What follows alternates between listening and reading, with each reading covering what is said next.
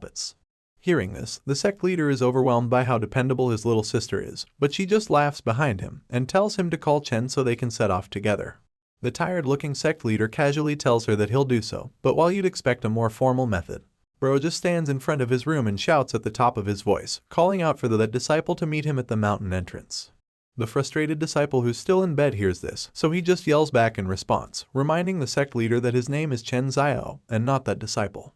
The scene changes, and we see the siblings standing outside. Lukeo says that he almost forgot the Mo sect used to have a protection array as well. However, he admits that it's a bit old and in need of repairs, but while he's feeling a little sad about it, Dongli tells him not to worry because she's already learning about arrays. She assures him that she'll restore the ink painting protection array her brother is referring to. Hearing her say this, he suddenly remembers that she has reached level 9 for every attribute stat, and admits that even though she hasn't gotten to 10 in all of them, she can learn anything she wants with great ease. Unfortunately, there's one major problem, and it's the fact that they're too poor, so Lukeo isn't able to acquire any training materials for her to practice with. Feeling bad about this reality, he pats his little sister on the head and tells her that what she just said makes him happy, even though he knows that her motivation to repair it is just to play around more freely. Either way, the sect leader assures her that he'll find a way to make some money for her, especially because it's an older brother's responsibility to fulfill his younger sister's wishes. Dongli is touched when he says this, and she almost doesn't know what to say, but Lukeo just quietly wishes for the noob players to arrive sooner.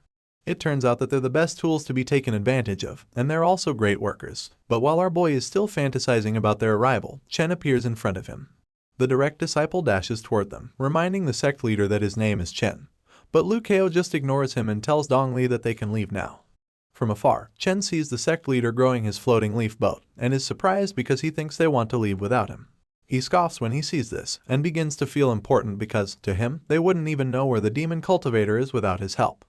Just then, he calls out to them and confidently tells them to watch as he tracks down the demon cultivator.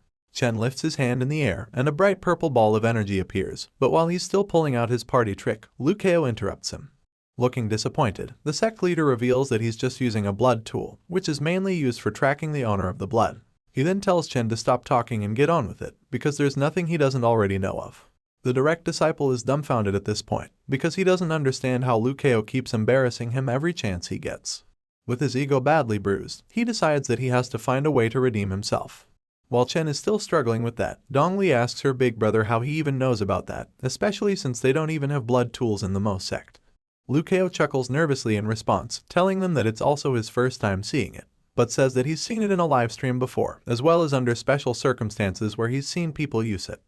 Dongli is surprised to hear all this talk of special people and all, but before she can hound her brother about it, Chen reveals that his blood tool has had a reaction, implying that they're not far from the demon cultivator. Eager to find the owner of the blood, the sword sect's disciple hops on his flying sword and urges the others to follow him. The blood tool continues to vibrate like crazy, and when Dongli sees this, she asks her brother what other special uses it has. Our boy begins to sweat after hearing the question, because he knows that he said too much earlier. So, not wanting to let her down, he tells her that the tool can also be used for crushing some garlic. The oblivious little sister is amazed when she hears this, and soaks in the pretty much useless knowledge like a sponge. Just then, Chen informs them that the item is vibrating so much that he can no longer hold it, and he feels that they're definitely close to the target, but Dongli realizes that they'd have to go into the Forest of Flames. She suddenly remembers that her brother's marrow-cleansing grass was acquired there after he killed a deviant beast. With this in mind, she informs her brother that the forest has many beasts, and suggests that the demon cultivator must be even stronger than them if it's really there. Feeling worried, Dongli tries to suggest that they go back, but before she can even finish talking, the fearless hero tells them to head down there so that he can let the demon cultivator know what it feels like to have its skull broken by a master player. His sister hears this and sighs in frustration because just as she expected, he isn't even slightly frightened. As they fly over the place, Chen thinks that the Forest of Flames reeks of the traces of beasts, and he admits that they would be in great danger if they fought the demon cultivator there. Since there are many beasts that can be controlled that are living in the forest, he knows that they'd be surrounded in seconds if a fight breaks out there. After considering all of this, he wonders what the sect leader has in mind, so when he sees Lukeo excited to go down there, he's shocked at first. However, he realizes that this is exactly how fearless sword cultivators should be, and it makes him think that the sect leader is truly remarkable.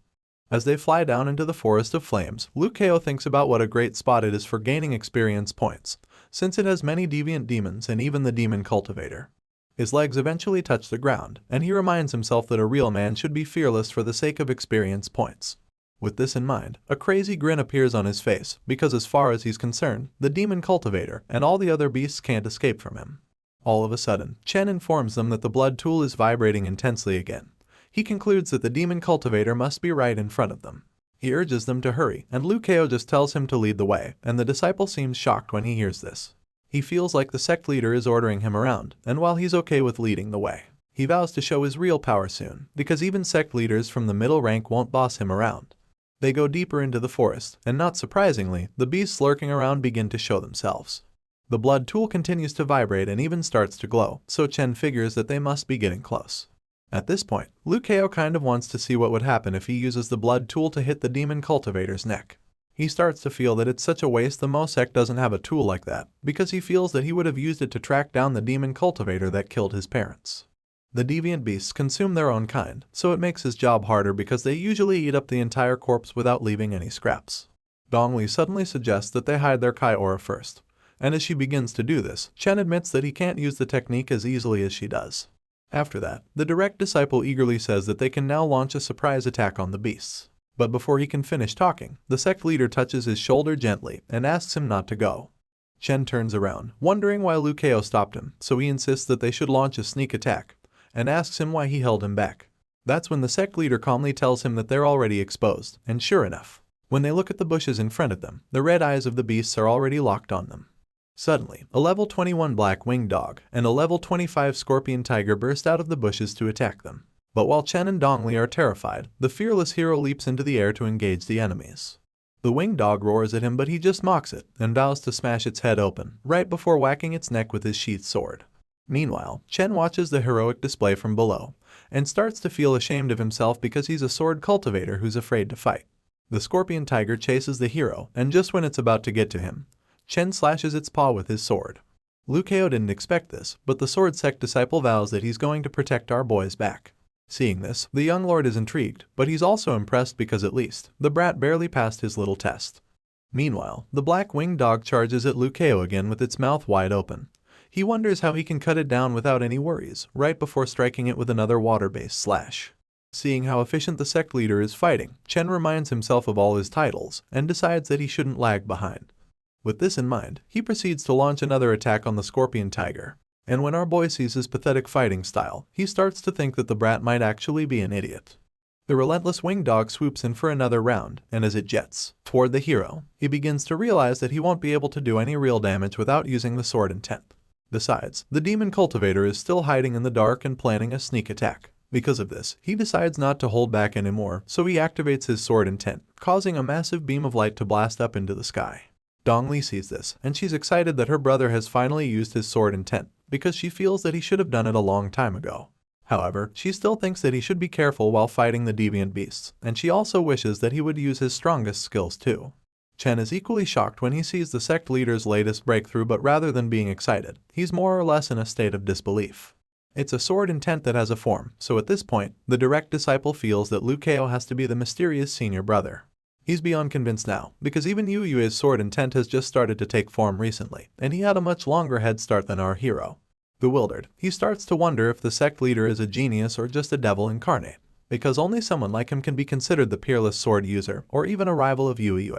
Chen immediately remembers that Yu Yue is a peerless sword user, but he's sure that Liu Keo also is, and this is pretty crazy because it's almost impossible to have two in the same generation. Despite how mind-boggling it is, Chen can't help but celebrate because, to him, this means that his sword skill will soon blossom as well. The scorpion tiger sees the guy jubilating mindlessly and decides to attack now that it has the chance. The flying beast dives at Chen from behind, knowing that it's the best time to take a bite out of him. But at the last second, the horrified guy turns around to see the sneak attack. The winged dog slams him away with great force, and right before he can crash into a tree, he manages to conjure up a magic shield that surrounds his entire body. Seeing this, Dongli is disappointed at how he's being pushed around, and concludes that he's so spoiled by the sword sect's protection.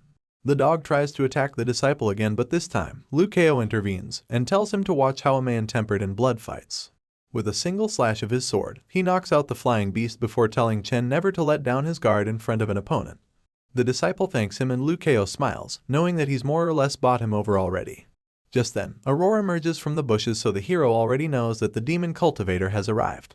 Sure enough, Liu Ling, a level 27 demon cultivator, appears laughing, And that's about the same time the deviant beast arrives too, and the former calls the hero arrogant for trying to kill his dog right in front of it. The demon cultivator sends the flying dog to eat the humans, saying that it would grow a better pair of wings. It turns out that the direct disciple is the demon cultivator's main target, so he controls the scorpion tiger to devour him. As Chen prepares to engage the monsters, he asks the demon cultivator if he really wants to look down on the sect leader. In response, the arrogant villain claims that there's no need to focus on Liu Kao, stating that he's just a piece of trash who has yet to enter the second rank. Hearing this, Chen takes his position as the second best boaster in all of Tiangshuan, and hits back at the enemy, claiming that Liu Kao's existence is far too complex for the likes of them to measure. Dongli sees him bragging with so much confidence, and she concludes that her brother has already influenced him greatly.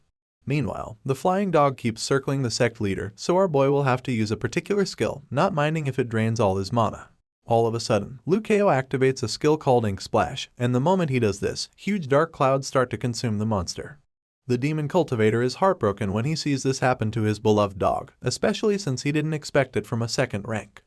As the hurricane of black ink continues, Chen confirms that Liu Kao will be in the top 2 in the world one day. He's biased because he thinks that Yu Yue should be number 1.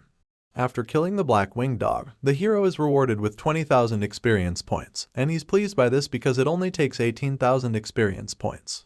He sees it as a great chance to level up, so in a flash, he goes from level 17 to 18. As he levels up, he basks in the pleasure of full HP and mana, but his sister and the disciple are gobsmacked when they see that he has broken through again. Dongli is particularly concerned because she feels that his breakthroughs are too frequent, which means that she might end up staying behind him forever. The thought of it makes her happy, but then she remembers Luo Bing. She curses the existence of the creature called a sister-in-law. Meanwhile, Chen wonders why the sect leader leveled up. But then he quickly realizes that it was basically a way of Liu Kao training himself to defeat the demon cultivator. The villain tries to intimidate our boy by threatening to eat him, but the sect leader just taunts him in return, calling him an ugly coward. Afterward, he invites the demon cultivator to come face him, but the latter just sends his iron rhinoceros to attack instead. Feeling very confident, he rides the rhino and charges at our boy, not knowing that he's running right into a literally shocking trap.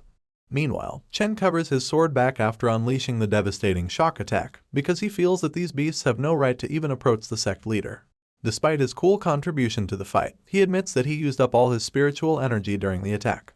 Thankfully, he managed to direct all his cold sweat into his back at the last moment, because it would have been a waste of skill otherwise.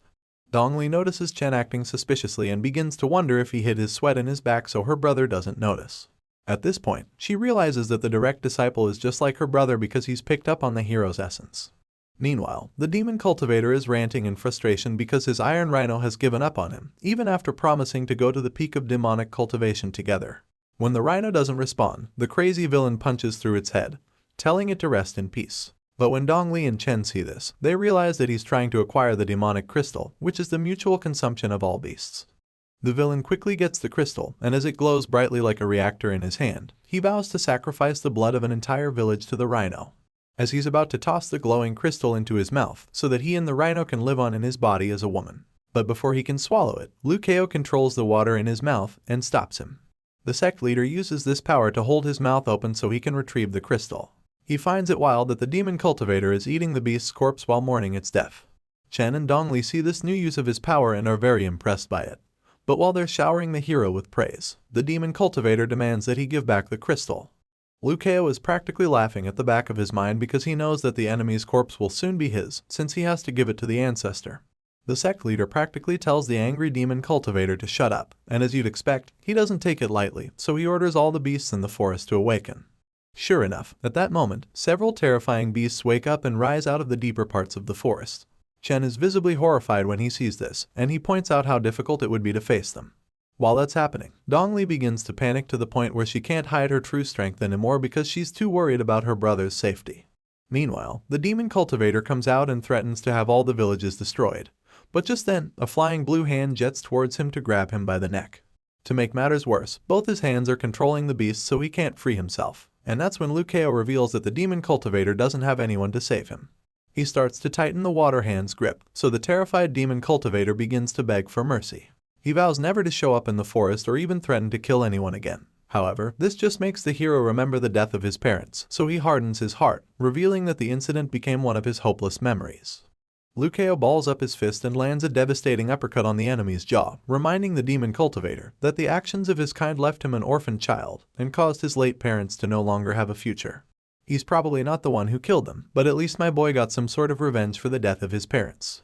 Now, the only thing remaining is to gain those juicy experience points, and I can't wait to see how much this man will level up again. After our hero lands the jaw-breaking punch, the demon cultivator is sent flying with blood gushing out of his body. He crashes into the floor, and the dark clouds he uses to control the beast start to dissipate. Dongli sees this little victory and sighs in relief, because she was about to pull out her sword to help even though she didn't want to.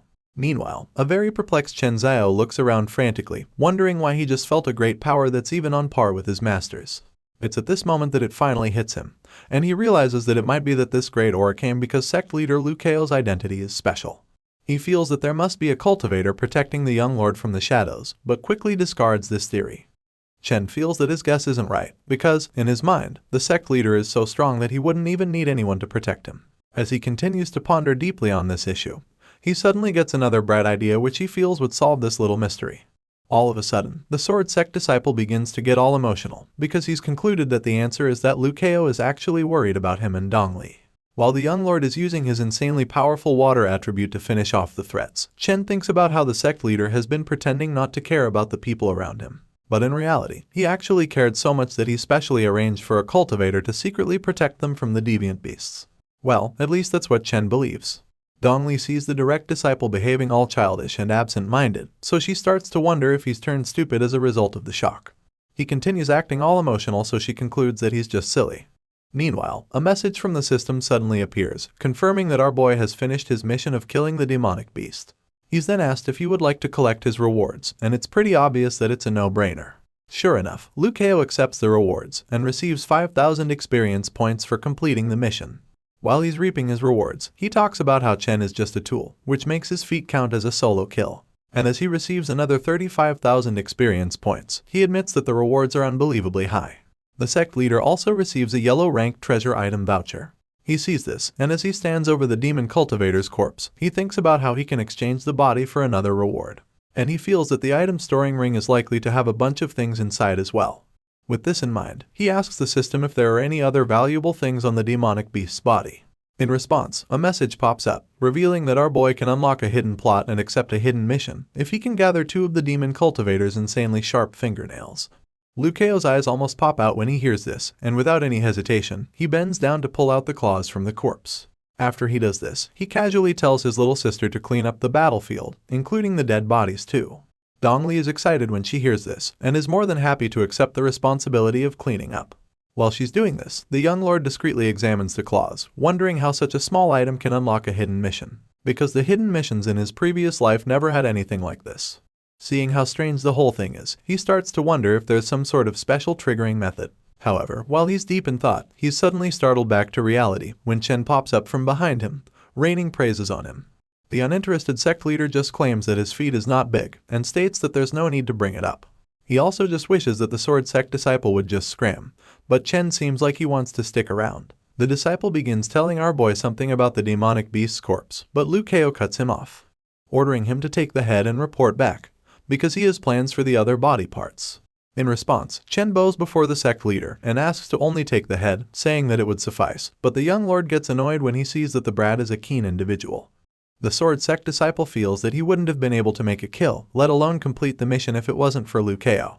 On top of that, he now believes that Lukeo is the mysterious older brother that Yue talked about. So because of this, he vows that this discovery will be the secret that brings him closer to brother Yue, since they're the only 2 that share it. Chen gets excited just thinking about this, because he feels that he would practically be the person who understands Yue the most. But his pathetic daydreaming is interrupted when Lukeo calls out to him, referring to him as that disciple again. The direct disciple is shocked when he turns around to see that the sect leader and his sister are already aboard their flying leaf boat. But before he can say anything, Lukeo just tosses a bag at him, saying that the head inside is his to keep. After giving it to him, our boy tells him to leave on his own and prepares to leave himself.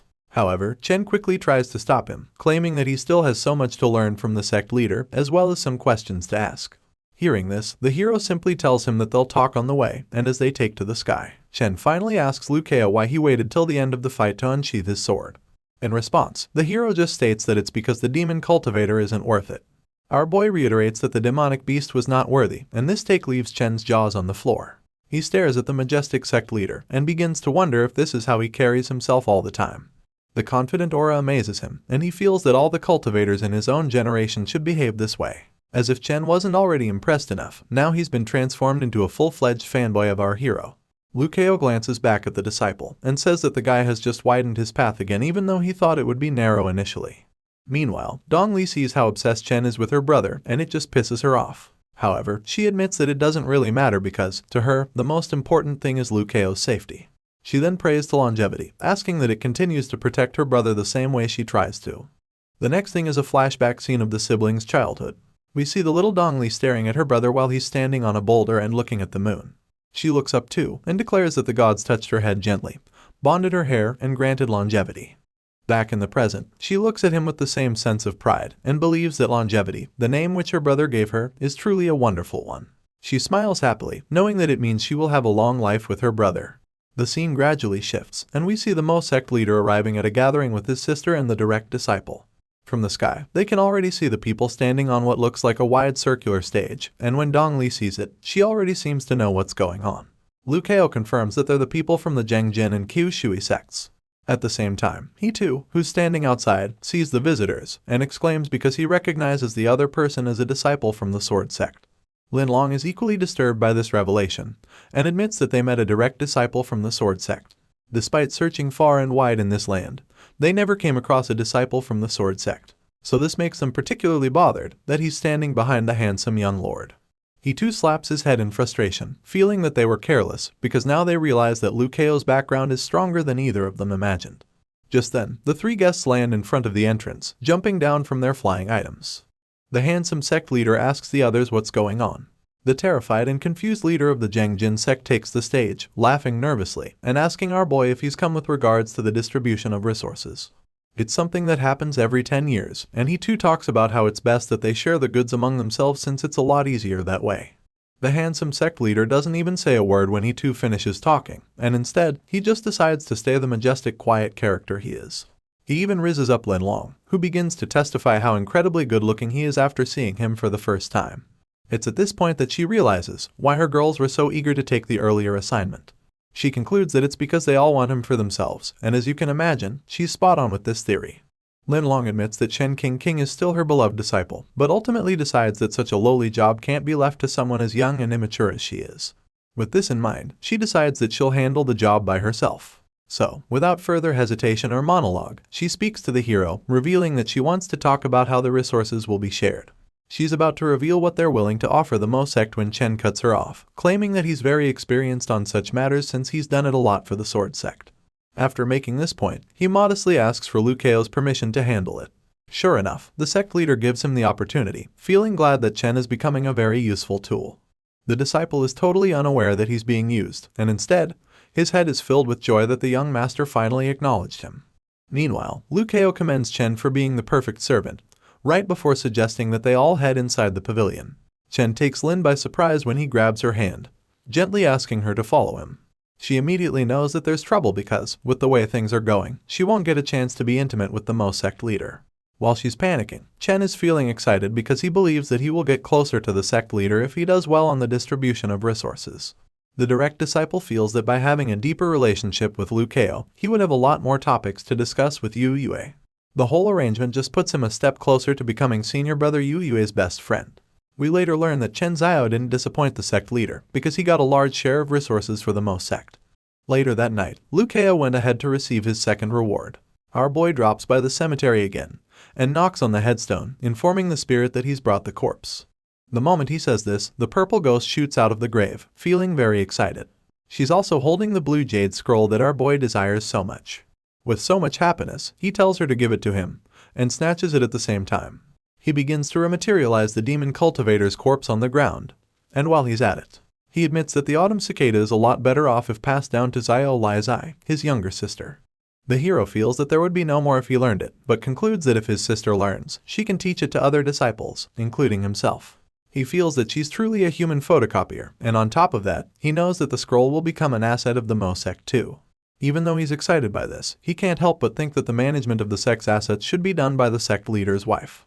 Knowing the kind of person his sister is, he admits that it would be difficult to make her hand over authority. Speaking of which, he turns to the spirit, who's busy celebrating, and asks her why exactly she wanted the demon cultivator's corpse. The spirit goes numb, not knowing what to say, and the sect leader does the same, as he waits for an answer. Despite her secrecy, he gives her one of the demon's black nails so she can take a look, claiming that it's because she's already one of them. The spirit is speechless once again, so Lukeo asks her if she knows what it is. She suddenly takes it out of his hand, leaving him shocked, right before smashing it into pieces to reveal what's inside. The sect leader is astonished when he sees the purple crescent glowing underneath the shards, and he identifies it as the purple moon badge. He looks at the badge in his hand, and then takes a closer look at the corpse's outfit, which has the badge drawing on it. A furious Lukeo reveals that it's the symbol of the association related to the beast that killed his parents. The sect leader is surprised to see that it's an item from the Purple Moon Association, and that's when it hits him that the demon cultivator he just killed is one of them. However, the spirit claims that it's not the case, pointing out that the demonic beast needs at least 2 purple moon badges before they can be counted as an official member of the Eye. Lukeo realizes that this means having only 1 purple moon badge makes one to be considered as a backup member. He concludes that the more purple moon badges one has, the higher their status and strength too. He asks the spirit if she's familiar with the Purple Moon Association, and when she doesn't say anything, he says that at least they have a chance to investigate even further. Unfortunately, when he makes this request, she starts malfunctioning, and when he sees this, he admits that he was quite foolish for thinking she would be stable enough to seek out his enemies so he can have revenge. Unfortunately, he didn't know much about the Purple Moon Association in his former life. But even at that, he still remembers one guild who would always be zealously fighting in front of him. And this guild also happens to be hunting down the Purple Moon Association. This particular guild is well known to be a wealthy one, and every member took pride in having money and shame in having 0 credit. As such, every single one of them was a formidable fighter. Despite their great strength and vast wealth, they were no match for our boy in his past life. They were all defeated by him in the end, and in a short flashback scene, we see him clad in gold armor, standing on a pile of the defeated members. He remembers that he once told them not to even use their entire family's assets to challenge his allowance. That's how rich the hero was, and it stunned everyone when they saw that he was unmatched in that department under the heavens. The spirit sees him reliving his glory days in his head, and impatiently asks him if he's forgotten the point about the Purple Moon Association. Hearing this, our boy just sighs tiredly, before revealing that it's all he can remember about the association from his last life. He then presents the Purple Moon badge to the spirit, saying that it's what she really wanted all along. After a brief pause, Lukeo says that he's going to give the badge to the spirit, but reveals that he'll need it in the future, so he tells her that he'll expect her to lend it to him then. The excited spirit accepts the treasure, and the sect leader decides to ask what's so good about the show. Speaking of which, he suddenly asks the spirit if she knows where he can get the Purple Moon badge, because he needs another one to unlock a hidden mission. He admits that it would be nice to also have clues for the mission too. The ghost just leans closer to him, so he asks her why she's looking at him. All of a sudden, the spirit starts what seems to be the most insane malfunction yet, but as the sect leader moves back to dodge her explosions, he realizes that they're actually both seeking revenge on the Purple Moon Association. Unfortunately, this guest turns out to be uncertain, because when he asks her about it, she just does some things which he interprets as her saying that she lost her memory. After some more dramatic displays, the young lord finally deduces the correct answer. He feels that the spirit realized she has a lot of Black Moon badges in her possession, and now wants him to help her find back her lost memories. Lukeo sees the incredible number of badges and admits that he would have even suspected the spirit was the leader of the Purple Moon Association if he wasn't able to understand what she said. He even feels that he would have guessed wrongly if the system never labeled her with a red name, and as she tries to assure him that she's on his side, he tells her not to worry because he knows she didn't have a hand in his parents' deaths. The sect leader then promises to help her with any news of the Purple Association but asks her to lend him a few badges in return. The spirit reminds him that she was the one who requested the corpse so she could check for badges. Now, she's pissed off that not only did she not get the badges, but now has to give him a few too. Lukeo protests, saying that he just wants to borrow them, and assures her that he has a knack for getting news. He says this, and starts to feel that the spirit is a lot less stupid than he thought. Just then, she asks him how many badges he wants, so he tells her 2 will be enough. With this, he's informed that he has officially fulfilled the hidden plot's request, and asked if he wants to investigate more. Of course, our boy says yes, and a bright light starts to shine, which makes him admit that it's an impressive system front. He wonders if it all looks so cool because of how powerful the message is this time. However, he's disappointed when he sees the short message on display. It reveals that the Purple Moon Association is a mysterious one, and one of the 3 biggest demonic associations.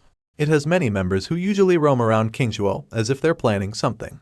Apart from that, the members are passionate about the association and believe that they can acquire boundless power after consuming the purple moon. The sect leader is shocked and disappointed to read such a short summary, and he starts to feel that he'll have to depend on his own analysis, because he's sure that the association symbolizes something that becomes stronger when it's consumed. He admits that this theory fits the demonic cultivator's style, because they admire it and yet want to eat it, making him wonder if they're a bunch of shy boys. A message from the system appears, informing the sect leader that he can unlock more hidden plots with more gold. Seeing this, he realizes that the first 2 badges are just the entrance fee to a bar where you pay more to have more fun.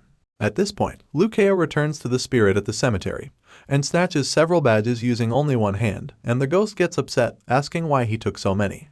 In response, he just calls her out for being stingy, and then reminds her that he didn't throw a tantrum when she was taking extra blood essence. Bro claims that he won't be stingy like her when he succeeds, but that's about when he receives another message, telling him that he has reached the requirements. As usual, Lukeo answers yes to the prompt, and is shocked when he reads that the Purple Moon Association will conduct a small meeting every 3 years. He learns that the next gathering will be during winter in the following year. Our boy is excited about this, because he sees it as an opportunity for all the demonic cultivators to beat the noob players. He suddenly remembers that he has to grow with the time he has left, and he can feel the noobs coming in already. Sure enough, Lukeo confronts the noob demons, telling them to squat and surrender while they just think about eating him, because of his good looks and amazing skincare. As he sees the new demons coming at him, he realizes that he'll be serving himself on a plate if he ends up not being strong enough.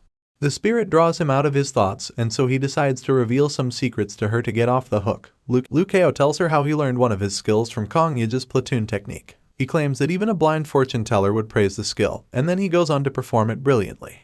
He snaps his fingers afterward, revealing that he's already calculated the number of badges. The spirit is impressed and hovers around him, wanting to know how he did it.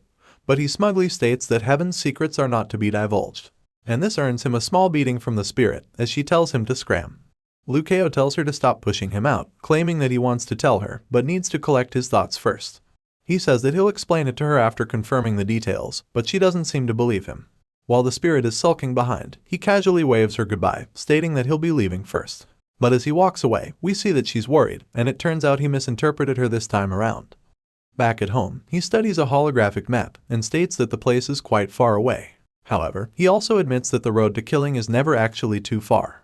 Although the winter festival next year is still far away, this year's festival is around the corner, as well as Dong Li's birthday. The scene shifts, and we see that Dongjai, also known as the Coming of Winter Festival, is a very cold time of year. And when the snow falls in these mountains, even the strongest of cultivators shiver like babies. Regardless, our boy continues to train hard, knowing that he will get used to pain if he keeps it up, which is great for him because he'll be more resistant to pain in the future. The thought of not feeling pain excites the sect leader because it's an unparalleled achievement. He starts to imagine how life would be for him when he achieves it, but gets interrupted by his sister. He looks up and sees her wearing a beautiful Christmas, rather Dongjai outfit presumably. He's pleased to see her and says that it's another year of winter and that her little sister has grown another year older. This is something that their father used to say when he was alive. The delighted big brother teases her about going down the snowy mountains wearing few clothes, but she assures him that she'll put more on before heading down. The siblings put on their coats and hoodies before stepping outside. And when they get to the entrance, Lukeo says that they should get going since all the preparations are ready. Also, he feels that they should have an amazing mortal transforming day. This special day is set aside for cultivators to seal off all their cultivations so they can experience life as mortals, and it was chosen by the Lu family because it's little Dong Li's birthday. As for Lukeo's birthday, well, nothing out of the ordinary happens then, because he doesn't like celebrating it. The scene shifts to the Ko Lai district in the Mo sect, and there, we see the siblings cleaning out a dusty room, which hasn't been inhabited for over a year. The birthday girl is already sneezing her brains out because of the dust, so she suggests cleaning it slowly. But before getting back to work, Lukeo helps her wipe the pile of dust on her nose. He ends up messing up his hands too, as well as her face, leaving them very dirty. But they both just laugh and enjoy the wholesome moment of sibling love. Well, that's before she looks in the mirror and sees what he's done. She threatens to kill him, but the culprit just reminds her that she'll be murdering her only brother. A while later, we see him bribing her with the noodles he's preparing, and when she perceives the amazing smell, she admits that she can no longer control herself. Our boy proves once again why he's the master chef by presenting another masterpiece. As the two enjoy their meal, they reminisce about the wise words their father always said when he was alive. The hustle and bustle of the world is the most comforting to the mortal hearts, and no matter how noble one's dreams are, they will ultimately return to the simplicity of life. These were some of the things their father used to say, and as they recall the wise words, they sigh in unison, missing their parents. Lukeo then gives her a fruit, revealing that he bought it on his way to get salt. Of course, the girl thanks him and takes a bite, not knowing that he actually went out of his way to get it for her. You know, it's actually quite refreshing to see our hero care about someone, since he's generally just a self-indulging asshole. The two siblings sit in front of a small fire, and in the wholesome atmosphere, Lukeo gets carried away, so he attempts to pat his little sister on the head.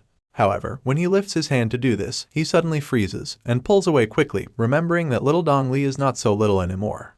He reminds himself that she's now all grown up, and so he knows that she'll be mad if he tries to treat her like a baby.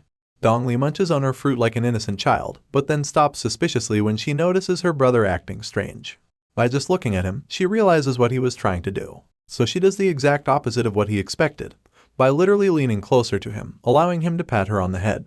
The big brother is shocked by her behavior, but it also brightens his mood even more. He runs her head affectionately while she just giggles like a toddler. Turns out, this little gesture brings out the inner child in this young lady, who's usually overly mature. The scene changes, and we see what appears to be another flashback. A young Lukeo slurps his noodles and comments that it's delicious. This memory turns out to be one from when the siblings' parents were still alive. The family of four sits outside on the balcony to enjoy some quality time together, and the father quotes one of his favorite lines that the kids remember him for. The moment he starts saying it, Lukeo eagerly chimes in to complete it, showing that he's heard it so many times. Seeing this, the old man jokes about how the little guy is already stealing his thunder, and their mom just laughs in the background. The jovial woman reminds the father that the young boy just takes after him, and little Lukeo confirms that he has no choice but to do so, since he's his son after all. Our boy is still teasing his father when he catches his sister stealing his egg from his bowl, but before he can stop her, the chopsticks are already in her mouth. Their loving mother laughs when she sees this, before passing over another egg to Lukeo's bowl, and tells him to just eat his noodles. Little Dongli's eyes pop out with desire when she sees the freshly placed eggs, but the pissed-off older brother just shoos her away like a fly. Seeing the two siblings childishly bicker, the parents are unable to contain their laughter, so they let it all out. This memory slowly starts to fade away as we catch up with the brother and sister back in the present. But even at that, it's almost as if their parents are still there with them. Dongli continues to devour her tasty noodles, and her brother once again attempts to pet her. Bro just doesn't want to accept that his sister is no longer a kid, and he starts to imagine her actually allowing him to lick her cheeks and poke her face playfully like she's a 3-year-old. Lukeo eventually accepts the fact that his baby sister is now an adult, so he puts down his hand and buries the thought of pinching her cheeks. He decides that he has to think about her own feelings as well, so he just continues his meal and sits quietly with her under the stars. The piece is suddenly interrupted when the hero calls out to his sister. While still slurping her noodles without any form of patience, she gives him her attention, and that's when he finally wishes her a happy birthday. Feeling all fuzzy inside, she thanks him before diving right back into her bowl of noodles. However, as she quietly enjoys her meal, Lukeo's mood suddenly changes. He starts to look very serious, as he remembers that next year's Dongjai won't be as peaceful as this. The reason he feels this way is that he knows he's definitely going to take revenge for their parents. The next day, on the way back home, the siblings walk by a beautiful river, and that's when Lukeo suddenly asks Dongli to accompany him to a place next year's Dongjai. Hearing this, she quickly asks him where exactly, claiming that she won't go with him if the place is too far away. She folds her hands like someone who's made up her mind, stating that she just wants to stay on Mosek Dan King Mountain where she can cultivate further. A cocky grin appears on the sect leader's face when he hears this, so he simply cuts her off, revealing that he's taking her along to kill. A wave of shock washes over the younger sister when she hears this, and she literally becomes dumbfounded for a few seconds. However, she quickly recovers from the shock, and then accepts Lukeo's offer. We see the siblings standing on pointy edges of a rock, and the hero asks his sister if she's scared, revealing that they might not survive this time around. Dongli just responds with confidence, assuring him that she's not afraid, because she has her big brother with her. Hearing this, Lukeo is pleased, and so he informs her that they have to hurry up, because they have many things to attend to. He tells her that they have to increase their strength and expand their sects, because there will be a new wave of disciples coming soon. We suddenly learn that there are 250 days until Tiangshuan World's beta testing, and this means that players will soon log into the game to enter the fantasy world. The scene changes once again, and we see Chen Xiao asking Luo Bing about our hero's whereabouts. However, she claims that she doesn't know, and reveals that she wouldn't even be wasting her time with the direct disciple. Her only concern is finding out where the sect leader currently is, because she feels that she's been completely forgotten by him. Hearing her say such mean things to him, his ego suffers some more injuries, so he just leaves her alone. He is shocked by how obsessed she is with the handsome young lord, so he sets out to find the sect leader in question. Chen walks down the stairs, wondering where Lukeo actually is, because he wants to confirm one last thing, so he can be sure that he's truly the mysterious senior brother. Luckily, he looks across the fountain and sees the noble siblings on the far end. His whole face lights up when he sees the sect leader, and he's glad that his long wait wasn't for nothing. With this in mind, he decides to take the chance, so he rushes over to the sect leader like a desperate fan. Chen greets him, and then reveals that he's come to say his farewells. In response, Lukeo just shows once again how cold he can be by telling the sword sect disciple to leave quickly if that's the case. Chen is shocked to his bones when he hears the savage response, and he feels that something isn't right. He decides to try again, hoping to get a different response, so he asks the sect leader if he would like to send any greetings to Master Ning and Yu Yue. Chen feels that he would get the confirmation he needs, as long as Lukeo admits to knowing Elder Ning and Yu Yue. Our boy just stays silent for a bit, while Chen stares at him, awaiting a response. Unfortunately for the disciple, the hero realizes that he's being tested, so he decides to do something about it. Now that Mosek's reputation value is stuck, he feels that it wouldn't be a bad idea to expose some information to him, in exchange for some reputation points from the sword sect. After all, there's no one better sect than the sword sect to gain reputation from, because they're King Zhuo's #1 sect, and one of the 4 strongest sects in the entire world. With this in mind, Lukeo finally replies Chen, asking him to greet Elder Ning on his behalf. As for Yu Yue, the sect leader feels that he shouldn't send any greetings to his junior. Meanwhile, the sword sect's disciple is left speechless when he finally confirms that Lukeo is the mysterious senior brother. Even though he didn't acknowledge Yu Yue, Chen notices that he didn't deny knowing the swordsman either. After confirming all of this, he swiftly greets the sect leader one last time, before zooming off like a roadrunner.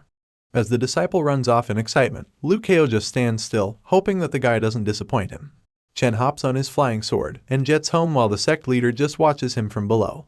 He is suddenly distracted from his thoughts when Dongli appears, asking him what he's staring at. He just smiles knowingly in response, before telling her that he's looking at a flying advertising poster. On his flying sword, Chen recalls how Yu Yue didn't mention Lukeo's name, and how the sect leader didn't acknowledge his older brother. So, he concludes that the two rivals must really think alike. He then assumes that they both want to hide their rivalry and friendship, until the day they announce it and shake the entire world. The sword sect disciple decides that he's going to spread the legend of the mysterious senior brother when he gets back home. But he'll do this while making sure that not a single information about Lukeo is divulged, because that's a secret between him and Yu Yue. 7 days after Chen left, we see our boy casually sipping tea while his sect's reputation value increases gradually. Lukeo wonders if the disciple is fooling around, because he doesn't understand why he still hasn't returned after 7 days. 2 weeks after Chen's departure, Chen still hasn't returned, so a very pissed Lukeo expresses his frustration. He knows that the disciple has finished his sect mission, so he's confused as to why the guy hasn't reported back to him. 1 month after Chen's departure, our boy is literally flipping out in a fit of rage, and he's so annoyed that he promises to smack Chen's head out of shape the next time they meet.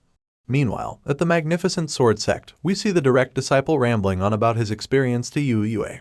The swordsman finds out that Lukeo broke through that fast, so he starts to feel that it's time he surpassed him. The news causes him to freak out, and the kiss-ass stops talking to check up on him. All of a sudden, Yu Yue tells him that they'll have to split up, revealing that he needs to do close cultivation for some time. After saying this, he bids the disciple goodbye and jets off. Chen just looks on, thinking about how the peerless sword entity can make anyone jealous with his spontaneous realizations. However, that doesn't stop the direct disciple from taking to the skies as well, so he can spread the legend of the mysterious senior brother without mentioning Lukeo's name. With so much determination and excitement, he swears to ensure that his identity remains a mystery, so he vows not to even utter a word about the sect leader until his death. The spring season comes by swiftly, and by this time, Lukeo has already killed Chen Zhao in his mind. As far as he's concerned, the sword sect disciple is dead, so with 221 days left before the beta testing, he has to find another way to expand his small sect to attract new noob players when they arrive. The sect leader takes a look at his small sect and feels that none of the noob players will even take a second glance at it, because they all prioritize strength, which the Mo sect doesn't symbolize at the moment. While he's deep in thought, Dongli approaches Luobing, who's currently being consumed by emptiness. The disciple assumes that Lukeo is sneaking glances at her, so she tries to seduce him. He notices her antics and concludes that they'll be able to attract old perverts to their sect with her around. However, that's not what he wants for his precious sect. It doesn't make sense to gather perverted people, so he decides that he has to recruit skilled and professional players to secure the future of the sect. Speaking of skilled players, the sect leader suddenly recalls a memory of his master, and it makes him wonder if they'll even meet in this life. He remembers his former master asking him if he really likes her, and he remembers how he increased his favorability with her in his past life, to the point that she confessed love to him. Our boy ultimately advises himself not to think about her anymore, because he knows that he'll only want to search for her even more. With this in mind, he opts to distract himself by checking on his disciples who are out of the mountain, since they still haven't returned. Lukeo waves his hand, and his ring begins to glow brightly, but before he can finish checking up on anyone, loud bell noises interrupt the process. Dongli and Luobing are equally startled by the sudden noise, and the sect leader immediately realizes that it's the Wanman bell. He wonders what could have happened to Trigger, but also reveals that he's glad that he can show off again after so many chapters. Apparently, the Wanman bell was placed in front of the mountain from the day the Mo sect was founded. There are 301 similar bells in the Qingzhou district, with each one placed in front of a sect, including the Sword sect and other sects. As Lukeo and his disciples fly towards the source of the noise, we learn that each bell was personally forged by the Sword sect's 9th Lord Sword Sovereign. For thousands of years, it could ring on its own without spiritual power. It functions simply by ringing whenever something very significant happened in the mortal world, and it's regarded as the Xiangxia emergency hotline. However, even though there are many bells out there, not all of them are useful. Lukeo turns off the Wanman bell and begins to wonder if it's declining. Luobing desperately offers to go down the mountain and check for him, but he tells her not to bother, knowing that it's a good opportunity for him to show off what he can do. The lustful disciple then offers to follow him, and even though it pisses him off, he agrees to let her come in case things get even worse. She hops on the flying leaf boat with the sect leader, and they quickly leave a salty Dongli behind. Soon, they arrive at a place called the Fog River, and as they fly above the place, Luobing literally fights herself not to invade Lukeo's personal space. She admits that she came from a poor background, and decides not to pursue becoming the sect leader's wife. While she's busy thinking about all that, Lukeo recalls that the incident that triggered the Wanman bell the last time was lit at the Fog River, so it makes him wonder what happened this time around. As he soars over the place, locals there spot him and are amazed to see a cultivator. He finally lands and the village head, Old Su, greets him as well as the others. Our boy asks them what happened, so Old Su reveals that it's a water ghost that caused the problem. And hearing this, Lukeo is shocked that it's happening again. Luobing hears this as well, and starts to fear that the young lord will be mad that the guys didn't do anything the last time. Just then, a message appears, informing our boy that he's triggered a new mission, so he confirms that there was really a water ghost. His mission is to remove the ghost hiding at the bottom of the Fog River, and his reward will be 10,000 experience points. The reason Luobing feels that Lukeo will be furious is because they already got rid of a water ghost only half a year ago. We see a flashback of when this happened, and we learn that the young lord was in closed cultivation when the bell rang that time. He went down there to handle the situation, leaving only Luobing and Hai Ting, because they were still too weak at the time. Therefore, the two young disciples acted on their own decisions, bringing their sect spiritual stones, and seeking help from a middle-class sect in the same district. At that time, the middle-class sect accepted the stones and promised to take care of the ghost problem, and even the sect leader praised them for their efforts when he got back. In the flashback, he looks down at them and commends them for taking care of the sect, claiming that the spiritual stones aren't too big of a deal. However, the middle-class sect didn't meet their own end of the bargain even after taking the stones. And now that the same problem has surfaced again, the fearless sect leader doesn't take the bold deceit lightly. In the Tangshuan world, ghost monsters aren't born from someone's resentment, but from an accumulation of many people's resentment. Water ghosts, on the other hand, can only be born from the accumulated resentment of all the people who drowned over the years. Lukeo starts to show what he can do by suddenly walking on water, and the villagers are dazzled because he's even more powerful than the middle sect leader who looked down on them when he came to take care of the water ghost. Our boy is sure that it's the same water ghost from before because the river is only big enough for one, so he confirms that the other sect just came to show off. He asks the village head where the injured are, but the old man just reveals that they're all dead now. Apparently, there was even a fisherman who got killed not long ago, leaving his son fatherless and his wife widowed. Hearing this, Lukeo gets even more annoyed, so he tells Luobing to watch over the locals before going underwater in a bubble of air. It doesn't take long before he finds the level 20 water ghost with a strong aura. The monster swims up at him with speed, and he confirms that it's the same one from last time, feeling very unfazed. Back on land, some of the people are worried about Lukeo but quickly remember that he can handle the situation. Just then, the water ghost is suddenly blasted out of the water, so the villagers begin to wonder where the sect leader is. But while they're still panicking, our boy shows up, and then points an item at the water ghost, telling it to scram. The power suddenly engulfs the monster, creating a blinding light for a short moment until it completely disappears. Afterward, it's confirmed that the water ghost has been defeated. But Lukeo and Luobing are also gone, so the villagers feel bad that they didn't even get the chance to thank him. Meanwhile, we see the sect leader and the sinful disciple on the flying leaf boat. He asks her to remind him which sect sought his help last time, and she confirms that it was the Shui sect. This sect specializes in water sword skills, and he tells her that she chose the most fitting sect. As he receives his rewards, she asks him if they're headed to the Shui sect, and while he claims that it goes without saying, he reveals that something very important must be done first. Back in the village, the little kid, Xiaoma, whose dad was killed by the water ghost, is playing while his mom sews begrudgingly. He innocently starts to wonder why his father no longer comes home, when he sees his mom crying because of him all of a sudden. Just then, someone knocks on their wooden gate, so Xiaoma goes to check. But he doesn't see anyone there, and like the clueless kid he is, he starts wondering if it's his dad that he's returned. Lukeo knows that while the village saw the dead as just the loss of a fisherman, it was much more than that to the family, because they lost their pillar, father, and husband. He and Luo Bing peep at the late man's home, and the disciple claims that the kid doesn't show enough potential. However, the sect leader believes that little Xiaoma has a face of good fortune. And feeling intrigued, he wonders what the kid will be like when he grows older. Luo Bing is surprised to hear him talk like this, but as usual, she has no choice but to agree with him.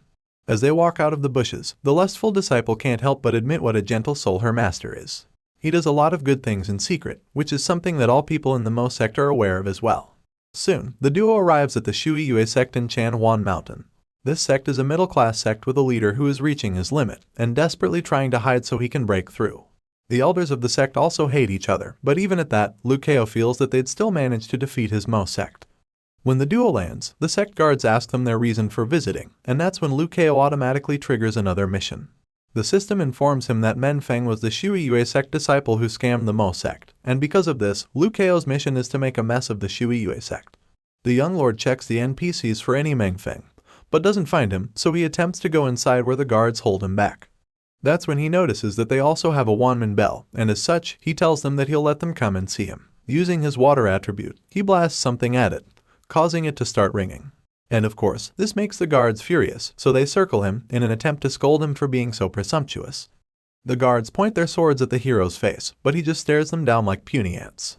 The moment they notice his terrifying gaze, they slowly start to retreat, and fear creeps under their skins at this point. One of them asks him to reveal his identity and state his business, but Lukeo just points out how no one has come out to answer the Wanman bell. Hearing him talk so casually about the bell, they take a closer look at his outfit, and realize that he's not just some nobody. The scared guards assume that he must be the sword sect's enforced disciple, and they're horrified to figure this out, because they know they're going to be in a lot of trouble for harassing him. Feeling that they'll probably be reported quickly, they all contemplate confessing the incident to their superiors, but ultimately reject the role. Apparently, the first and second elders of the sect are fighting for the position of sect leader, so the guards know that it would be suicidal to admit that they've messed up.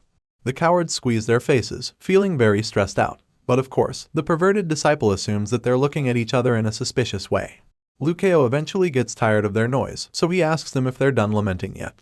He then threatens to show no mercy if none of them report the incident to their masters, and of course, it scares them enough to force them inside. All of the scared guards bolt into their home, and as they leave, Luo Bing asks him if they've come all this way to teach the irresponsible disciple a lesson. Hearing this, Lukeo's mind flashes back to Xiaoma's father's death and the misery of the widow. And then he finally responds, claiming that he wants to seek justice for the little family back in the village. Just then, the Shui sect's first and second elders arrive, asking the hero why he rang the bell. Apparently, the original sect leader went into seclusion when things started going downhill, but these two old men have been fighting for the position ever since. Lukeo notices them speaking in unison, so he teases them, claiming that they have chemistry. But they just snap back at him simultaneously, proving his point as well. Luo Bing suddenly starts to see a similarity between all the men in the sect, and that's about the same time the old geezers start bickering. Everyone just watches the weird display, and when Lukeo gets tired of it, he reveals that he doesn't have time for their shenanigans, and then introduces himself as the most sect leader. First up, the guards are relieved to hear that he's not a sword sect enforced disciple. And then, the elders ask him what he came for, so he reveals that he's looking for one of their disciples. Hearing this, they label him a brat for charging into their sect to pick on someone, and they also underestimate him. Because from what they can see, his cultivation base is just at first rank, 8 heavenly layer. The first elder then asks him who he's looking for, so he informs them that it's Menfeng. This leaves the elder in shock because it turns out to be his own third disciple. He can tell that Lukeo has practically come straight for him with a grudge, and the second elder just finds it amusing, because he feels that a good show is about to go down. Elsewhere, Menfeng, the culprit Lukeo is looking for, finds out about the situation, and wonders why the Mo sect leader specifically asked to meet him. He's puzzled by the thought of this, but ultimately concludes that it's because word of his handsomeness has spread far and wide out of the Shuiyue sect. Turns out this guy is an egomaniac, but that's not really a problem because he'll soon meet his match. Even though he sees his theory as the possible reason, he still feels that it can't be, because he's already enjoyed the admiration of thousands of people in the land. Just as the saying goes, this disciple is truly brazen and shameless. However, he's suddenly disturbed when he remembers the arrangement he had with the Mo sect. In a flashback, Luo Bing and Hai Ting plead with him to help them and help the people of the Fog River to kill the water ghosts. However, the egotistical disciple feels offended that they didn't kneel to ask him for a favor even when he's their senior. Luo Bing is particularly shocked by his response, and even though she only ever kneels before her young lord and sect leader, she contemplates making a compromise. She reminds Hai Ting that the Fog River's water ghost is going on a rampage, and she also points out that if they hold on to their pride, those villagers will suffer for it. After the little sidebar, the two Mo sect disciples kneel before Meng Feng and then offer spiritual stones to him as a gift, sincerely pleading for him to help them out. Of course, the boastful disciple accepts the spiritual stones and is pleased to see that they're finally meeting up to his expectations. He then brags about being able to kill the mere water ghost with a flick of his fingers. Moments after receiving the gifts, Feng Meng dashes to a pleasure house where he womanizes and promises to give the ladies all good money as long as they serve him well. The guy thinks back to this memory and admits that he was very foolish at the time, exchanging the spiritual stones for money and then spending it all on women and alcohol. As a result, he totally forgot about the situation with the water ghost. With this in mind, he finally concludes that the Mo sect leader must be here because of that issue. Meng Feng zooms down on his flying sword, wondering why the sect leader had to come by himself for such a small matter, because he considers the Mo sect a small trash-like one. He finally lands from his flying sword, feeling that the water ghost can only roam inside the water, and that only 1 or 2 people can be killed in the worst-case scenario. This asshole thinks back to before he became a cultivator, remembering how he was from a rich family, and how he used to beat the slave up whenever he wanted. On top of that, he's now cultivating himself as an immortal, so his ego is even bigger than before. However, he admits that he still has to meet with the visitors who have come a long way to prevent the second elder from taking advantage of the situation. He wants to ensure that his own master becomes the next sect leader, so since things have come to this, he decides to apologize and admit his mistakes. That way, no one would blame him anymore. Sure enough, he bows before our boy, introducing himself and admitting that he was the one who accepted the request to eliminate the water ghost earlier. He claims that his insufficient skills allowed the creature to escape, and asks the sect leader to punish him for it. This guy even goes as far as offering to pay back twice the number of spiritual stones he was initially paid. His master is impressed when he sees this display of good temperament and responsibility. The first elder knows that twofold of the spiritual stones isn't a small amount, so he's convinced that such a small sect would stop making any trouble after receiving a huge offer of precious resources. However, just when the old man thinks the matter is settled, Liu Kao drops a shocker by revealing that the Fog River's village lost a fisherman to the water ghost. Meng Feng is stunned when he hears this, but quickly concludes that the sect leader is only trying to get more money out of him. Begrudgingly, he offers to compensate for his mistakes threefold, and he feels that it should be enough. Because, to him, a mortal's life shouldn't be worth that much in terms of spiritual stones. Besides, he's already at his limit. However, our boy just responds to his offer by calling it a laughable amount, before asking the Shuiyue sect's disciple to loudly recite the Sword sect's 16th rule. Meng Feng is taken aback by this command, so he hesitates, and when he sees the murderous look in Liu Kao's eyes, he begins to tremble. The sect leader yells at him to say it, so even while he's still shaking, he begins to recite the rule, which says that if one takes lightly a request accepted through the Wanman, and it leads to the loss of lives, then the punishment of getting whipped is due. Meng Feng's master sees the way things are going, and concludes that Liu Kao has come to blackmail him for something more. But the second leader is just glad that the Mo sect leader wasn't pacified with the spiritual stones offered. The punishment in question is a total of 6 whips, 3 thunder whips to the body, and 3 to the Dao heart. Although the thunder whip is very painful, one can still be saved, but a whip to the heart is so bad that if one's Dao heart isn't stable, it could burst open, descend a rank, and forever be unable to grow stronger. Unless one is gifted by the heavens, they can't recover from this whip even if they're a 7th or 8th rank cultivator. Feng Meng begs his master to save him, and the old man, knowing that he can't fight Liu Kao head-on, decides to give the sect leader the resources first so he can release his disciple. The crafty old man then asks our boy to step aside so they can have a private talk, but he just gets ignored completely. Liu Kao tells the terrified disciple that he's giving him 3 options. First is the 6 whips, second option is to receive a sword slash from him. Both options are equally terrifying, so Meng Feng looks up at him and asks what the final one is. The hero suddenly reveals that there's no third option, and that he was just toying with him. But then an idea comes to him, so he suggests that the last option be a combination of the first two. All the while he's tormenting the disciple, he ignores the old man constantly, making him more furious each time. The first elder finally snaps, so he yells angrily at our boy to get his attention. At this point, the second old man, who's currently enjoying by the show, starts to wonder if his rival is trying to call Lukeo aside to settle the matter with bribery. So he calls the first elder out on it, reminding him that it violates the sword sect's rules, and that it would leave the visitor a bad impression of him. Feng Meng's master knows that everything he says is true, but it doesn't stop him from getting angry at him. Meanwhile, his disciple on death row continues to beg him to intervene, but this just pisses off the old man. The second elder is surprised that the guilty disciple still dares to speak up, because apparently, if it's confirmed that Meng Feng broke the sword sect's rules, then the Shui sect would be his to claim. The first elder tries his best not to burst in anger, so seeing this, his disciple realizes that he's already abandoned him. Just then, Lukeo reveals that he'll personally choose the third option if Feng Meng refuses to pick one of the first two. After much delay, the disciple is finally pressured to choose the sword slash. He fearfully picks the option, but then grabs his sword tightly while our boy is charging up to deliver the punishment. Meng Feng examines the sect leader and confirms that he can survive a single hit from him, even though it would do some damage. Regardless, he's sure that it's way better than receiving 6 whips, so he unsheathes his sword and challenges the sect leader to come at him when he's ready. In response, Lukeo shocks him by telling him to relax since he's not unsheathing his real sword.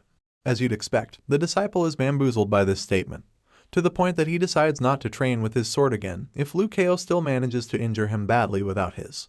Meanwhile, the first elder still believes that the Mo sect leader is just looking for a way to get resources from him, while his rival just gets upset seeing that Lukeo suddenly decided to turn soft and not unsheath his sword.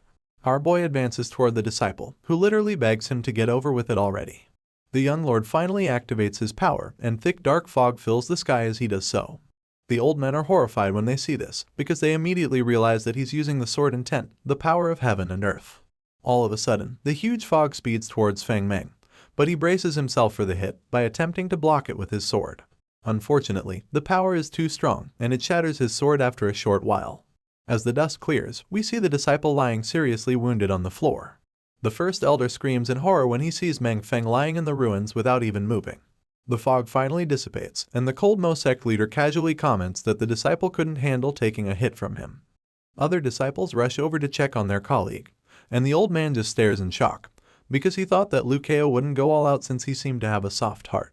One of the disciples checking Meng Feng suddenly informs the first elder that his sword heart has shattered, and enraged by this news, he yells at the sect leader. But the hero just responds calmly, saying that the reason it turned out like this is because the disciple cultivates without cultivating his heart too.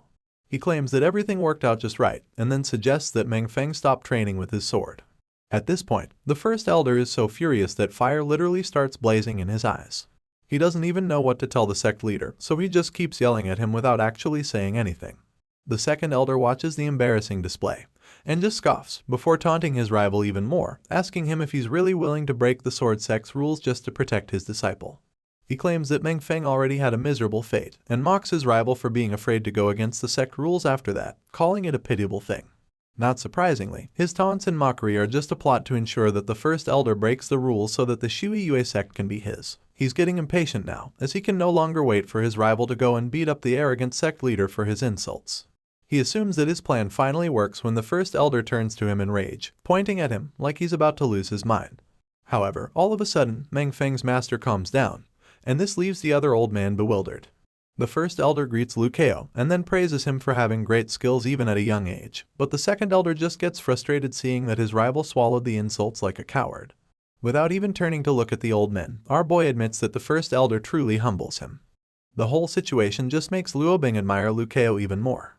She stares at him in awe, feeling that he's such a cool and unrestrained cultivator, truly the young lord she admires. Apparently, the reason he looks so stunning and majestic right now is that there's a self-added high-quality beautifying filter doing the trick. The love-struck disciple also starts to wonder if her sect leader intended to stand up for her and Hai Ting by teaching Meng a lesson. While she's thinking about that, the Shui Yue sect's second elder finally snaps, refusing to let such a godsend opportunity slip away from him because of his rival's cowardice. As such, he decides to fan the flames even further, hoping to make sure that the first elder gets so mad that he attacks the Mo sect leader. As the other disciples help Meng Feng out of the place, the cunning old man comments on how tragic his situation is, suggesting that he's now become a disabled person. And sure enough, the other elder hears this. The plan seems to be working when Meng Feng's master begins to throw a tantrum, and a smile appears on the second elder's face when he sees this. He doesn't stop there, however, but goes on to examine the disciple's face, pointing out how there's so much blood in his mouth and how his teeth are broken, which makes him suggest that porridge is the only thing he can eat henceforth. He feigns compassion, claiming that Feng Meng is such a pitiful child who has no one to stand up for him. Of course, the first elder hears all of these comments, and they all just lead to his anger going out of control. Just then, Liu Kao speaks up and asks the two elders to confirm if Meng Feng had the right to resist punishment according to the sword sect's rules. This question turns out to be the young lord's attempt to drag the second elder down as well, because he realizes that the old man is trying to use him like a tool by taunting the first elder. The two old men are taken aback by the question, because according to the rules, Liu Kao even had the right to take Meng Feng's life. Knowing this, the Mo sect leader asks the two elders again to tell him if the disciple could have gone home safe and sound, if only he managed to handle one hit. This next question equally baffles them, and the second elder is particularly concerned about what the young lord is trying to achieve.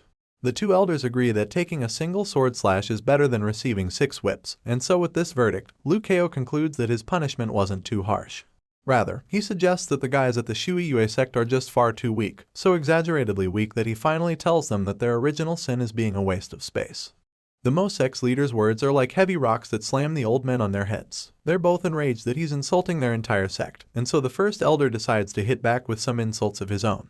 He calls Liu Kao out for using his full power on a mere disciple when he's a sect leader himself. However, our boy just flips the tables by acting surprised that the elders still remember he's a sect leader. So he reminds them that according to sword sect rules, he's still at least a half rank above them. After making this point, he asks them why they're not even bowing to him, since they're his juniors. This statement just makes them even more furious, but our boy fans the flames even more by reminding them that neither of them is the sect leader. At this point, they're so mad that they both start yelling at him without making any sense. But their little temper tantrum is interrupted when someone suddenly starts clapping. The old men look up and see the lady commending them for being very interesting to watch. The elders are somewhat horrified to see her and start wondering why she's even around. They think that they're doomed, but it turns out that they're not the only ones worried about her, because even Liu Kao wonders why she's here when he recognizes her. The lady jumps down, and the moment she lands, the cannons on her chest bounce so hard that they almost cause an earthquake. This busty young woman turns out to be Li Nanhuai, the daughter of the Sword Sovereign.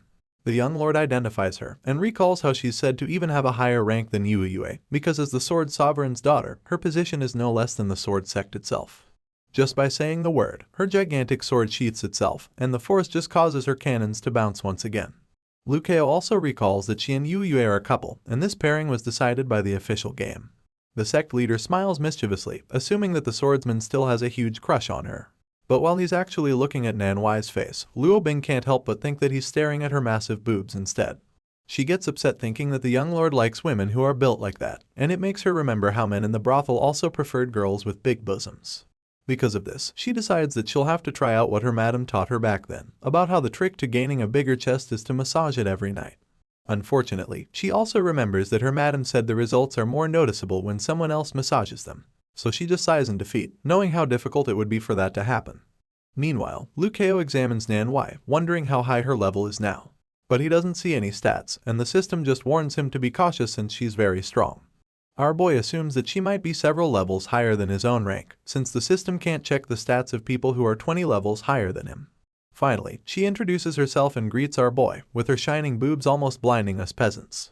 He decides to be a good wingman by claiming Yue Yue mentioned her, while the elders are bewildered to see him answer greetings from such a high-ranking person. Seeing his casual response, she's intrigued and begins to wonder if he's the mysterious senior brother Yue Yue once mentioned, so she decides to find out by testing him. Nanhuai acts surprised at the fact that he knows Yue Yue, so she eagerly asks him to share some of what the swordsman said about her. Of course, our boy maintains his wingman status by claiming that it's all praises, so the busty lady high-fives him in excitement. The Shui sect elders see this and become really worried because they're now fully aware that they offended the wrong people.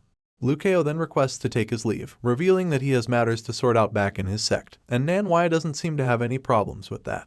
He and Luo Bing suddenly start walking out of the sect, but then he stops all of a sudden to look back, and all the people who are now confused. The savage Mo sect leader suddenly reminds the elders about Meng Feng's threefold spiritual stone compensation, and suggests that his master should repay the debt in his stead. The first elder angrily tosses the sack of stones at him, claiming that not a single one is missing. The young lord catches it calmly before giving it to Luo Bing, telling her to keep it. The visitors from the Mo sect finally take their leave, and Manhwa has now confirmed that our boy must be an amazing person. So of course, she gets even more eager to find out if he's really the mysterious senior brother. The first elder then greets her, admitting that their sect produced a sinful disciple, and that they also made a fool of themselves before her. He's about to say something else when she glances back at the severely injured Mengfeng, so she just tells the old man to make sure his disciple doesn't train with the sword anymore. Of course, the elders don't like her judgment, but they have no choice but to obey since her word basically signifies a command from the sword sect. Manhwa wastes no time before hopping on her flying sword to leave, revealing that she has a lot to tend to as well. She jets off, and the old men just look on, feeling hopeless. The second elder suddenly starts blaming his rival, pointing out the so-called great disciple he trained was an absolute moron, and the latter just sighs in defeat. Meanwhile, up in the sky, Luo Bing notices that Manhwa is following them, and as she sees the boobs again, she wonders if they're pumped with air or something. Liu Kao frowns, wondering why she's following them, but then she quickly catches up, claiming that she has a question to ask. The sect leader activates his spiritual wind skill and gives her his attention, so she asks him if he and Yu Yue met in their childhood. Our boy thinks back to how he bullied the swordsman, and just tells her she's right, so she suddenly asks him if he's the mysterious senior brother out of excitement. Liu Kao has no idea what she's talking about, and that's when he realizes that he didn't know about it. That's when the girl reveals that Yu Yue constantly talked about him while keeping his identity a secret. Hearing this, the hero is furious, because the secrecy is the reason his reputation points didn't increase. Currently, he wants to absolutely smash that idiot's head, because he's costing him reputation points from the Sword Sovereign, who happens to be the strongest person in Qingzhou. Liu Kao manages to keep his cool, however, and asks Manhwa what her father said about it, so the busty lady reluctantly reveals that her father said he was really jealous. The sect leader is stunned to hear that the Sword Sovereign would say he was jealous, but then he thinks back to a memory, and then claims that he understands. Manhwa asks him if he really knows why her father said such words, but the hero just asks her if she knows what the loneliest thing in the world is. Both she and Luo Bing are puzzled by this, so she asks him to reveal the answer. First, he activates his spiritual wind skill to give off a majestic aura, before telling them that the loneliest thing ever is seeking to be defeated your whole life, but remaining unrivaled under the heavens. Manhwa is taken aback by his answer, but Luo Bing seems excited by it, because she understands what he's trying to say.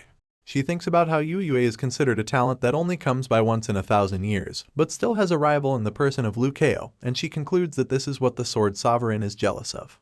After coming to realize this, Luo Bing congratulates her sect leader on having such a fortunate encounter.